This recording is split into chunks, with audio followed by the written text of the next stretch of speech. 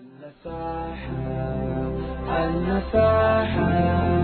تبسابة كذكريكسا النفاحة tubasaba kuzikurikiza impanuro tugira tubahe n'ingirakamaro kuri twese impanuro tugira tubahe n'ingirakamaro. Ukwicisha bugufi mu nsiguro nyezina ni kwa kwicisha bugufi mu gihe usanzwe ufise ibyo tuma wo kwishima ku bandi ukabirengera maze kwicisha bugufi. Ni wa muntu w'umutunzi afite ibyo tuma avuga ati jewe ndi rurangiranwa mu butunzi, ariko ibyo kabirengera akavuga ati ndicishe bugufi kuko Imana niyo bimpaye ngo nishime ku bandi, ahubwo yanteye iteka. Ni wa muntu Imana yafasha ikamuha icyubahiro cyo gutunganyiriza abandi, ibyo kabirengera akavuga ati ibi nibyo ntuma nsuzugura abandi, ahubwo mbicishije bugufi ngiye mu bene gihugu ndi umwe muri bo. Ibyo rero bikoze ubukoze ikintu gihambaye ku Mana, ku buryo bw'uko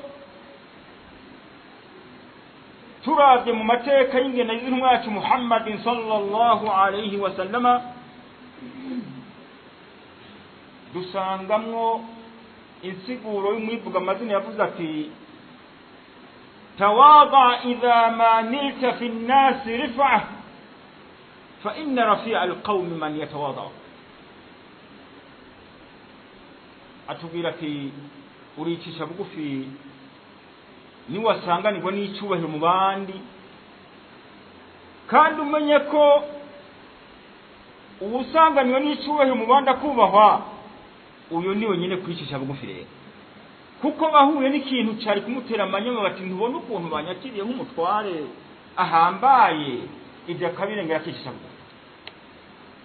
Hariho ingenda yitwa Omar mwene Ibn Abdulaziz, uyu ni umwe mu bigeze gutwara ubwisilamu, yaranzwe n'ubutungane ntangere, arangwa n'ubwitonzi ntangere, arangwa no kwicisha bugufi biteye igomwe.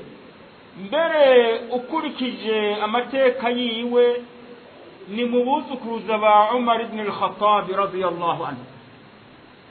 Uyu igihe kimwe hari bari baje kumugendera mu gihe yari umutware, hari mwijoro, maze itara rirazima,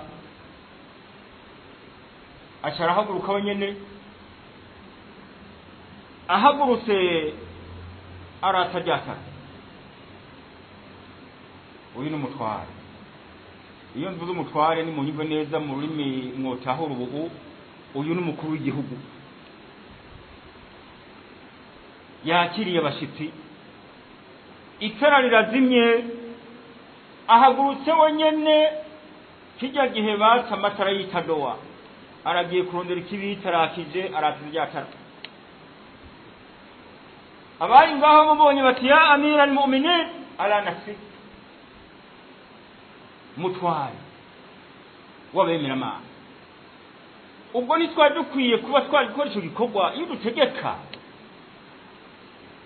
Yababwiye ati wa ma darrani, yantwaye kuryatsa, kuntu ana Umar ibn Abdul Aziz, nahagurutse njya kuryatsa nitwa Umar mwene Abdul Aziz, waraja'tu ana Umar ibn Abdul Aziz, mpeje kuryatsa nkagaruka nkicara namwe, nagaruka ndi wawundi nyene ntacyo byangabanirije. Abani batahuye intumwa yacu Muhammad sallallahu alaihi wasallam, niwe batahuye insiguro y'uko ugombye ko umutoni ku Mana ni ukwicisha bugufi ku biremwa, ugombye gukundwa n'ibiremwa ni ukwicisha bugufi ku biremwa, si ukubihonyanga ukuri n'icyubahiro cy'ibiremwa.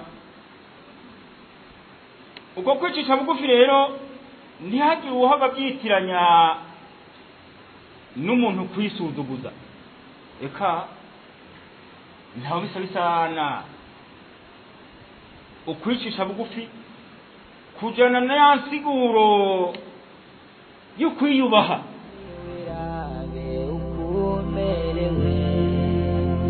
n'imyaka irakujanye niwirabe ukomerewe n'imyaka irakujanye gira vuba wemera imana imirudenge hataragera ko bitabira kurenge niwumve isoni kubamira ibigirwamana bitigera bivuga amasaha